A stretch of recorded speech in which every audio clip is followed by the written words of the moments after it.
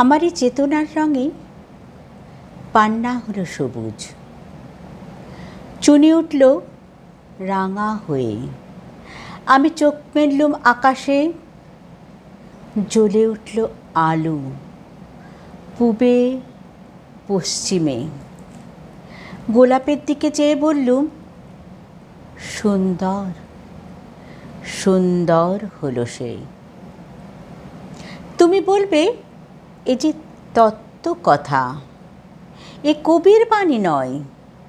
আমি বলবো, এ সত্য, তাই এ কাব্য।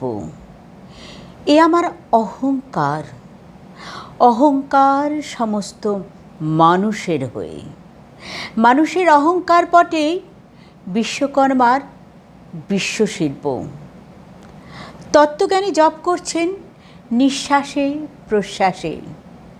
না না না, না পান্না, না চুনি, না আলো, না গোলাপ, না আমি, না তুমি। ওদিকে অসীম যিনি, তিনি স্বয়ং করেছেন সাধনা মানুষের সীমানায়। তাকেই বলে আমি। সেই আমির গহনে আলো আঁধারের ঘটল সঙ্গম। দেখা দিল রূপ, জেগে উঠল রস। না কখনো ফুটে উঠে হলো হাঁ মায়ার মন্ত্রে, রেখায় রঙে সুখে দুঃখে। একে বলো না তত্ত্ব, আমার মন হয়েছে পুলকিত। বিশ্ব আমের রচনার আসরে হাতে নিয়ে তুলি, পাত্রে নিয়ে রং।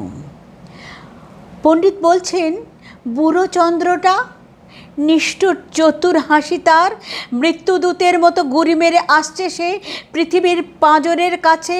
একদিন দেবে চরম টান তার সাগরে পর্বতে। মর্তলোকের মহাকালের নূতন খাতায় পাতা জুড়ে নামবে একটা শূন্য। গিলে ফেলবে দিন রাতের জমা খরচ। মানুষের কীর্তি হারাবে অমরতার ভান। তার ইতিহাসে লিপে দেবে অনন্ত রাত্রির কালি। মানুষের যাবার দিনের চোখ বিশ্ব থেকে নিকিয়ে নেবে রং। মানুষের যাবার দিনের মন ছানিয়ে নেবে রস। শক্তির কম্পন চলবে আকাশে আকাশে। জ্বলবে না কোথাও আলো। বিনাহীন সবাই যন্ত্রের আঙ্গুল নাচবে, বাজবে না সুর। সেদিন কমিত্বহীন বিধাতা একা রবেন বসে। নীলিমাহীন আকাশে ব্যক্তিত্বহারা অস্তিত্বের গণিত তত্ত্ব নিয়ে। তখন বিরাট বিশ্বভুবনে দূরে দূরান্তে অনন্ত অসংখ্য লোকে লোকান্তরে এ বাণী ধ্বনিত হবে না কোনোখানে, তুমি সুন্দর, আমি ভালোবাসি। বিধাতা কি আবার বসবেন সাধনা করতে যুগ যুগান্তর ধরে? প্রলয় সন্ধ্যায় জপ করবেন, কথা কও, কথা কও।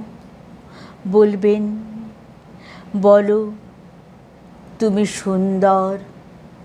বলবেন, বলো আমি ভালোবাসি।